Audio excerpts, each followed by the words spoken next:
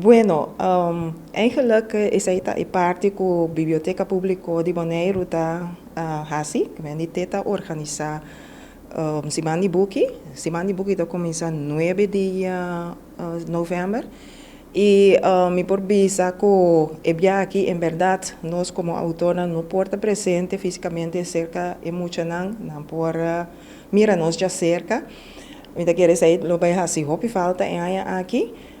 Pero havia uma solução e essa estava a dor de gravação, a filmar autor e pues contando na conta e assim é muito por mira e escuta o autor toch. No momento que a persona foi muito a receber o book aqui, que não por esperar. Bom, é book, tiki lá nos pisa com tiki tensão, tiki spannend. Então, o book está roupa colorido, para sobra que aqui, nossa soro para pintura na mais bonita. E essa parte é da senhora Vanessa Paulina, pintor de Aruba, a Sorupe. E conta, me tabisa que conta da roupa mais melhor, que é primeiro book e tem final bonita também.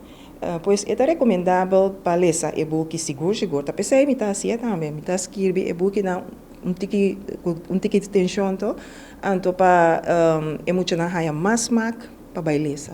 Como maior, como pode ajudar a encorajar para 30 den smaak para lesa? Bom, como maior para fazer hobby, me também bisa tour maior para a noite, para mim, quando eu vou dormir, para ler sequer durante 5 minutos. Então, parte do dia, por finalizar com bonita conta, e essa estimulou também para emocionar mais para ler. Se você tour à noite, de mês, não vai com book e não vai ler.